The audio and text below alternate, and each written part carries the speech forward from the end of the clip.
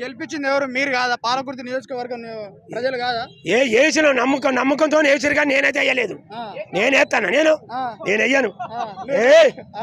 అందరూ మోసం చేశారు, కాంగ్రెస్ వాళ్ళంతా మోసం చేశారు, రైతులందరూ మోసం చేశారు. వాళ్ళ నుంచి కాదు దేశం వెళ్తానికి వాళ్ళు తొందరలో సస్పెండ్ కావాలి, వాళ్ళు గద్దె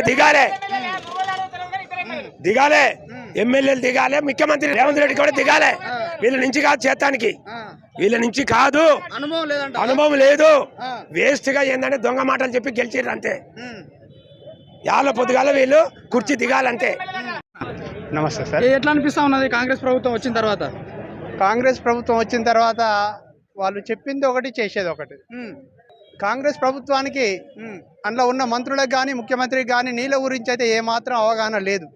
వాస్తవంగా రైతులకు కావాల్సింది నీళ్లు ప్లస్ కరెంటు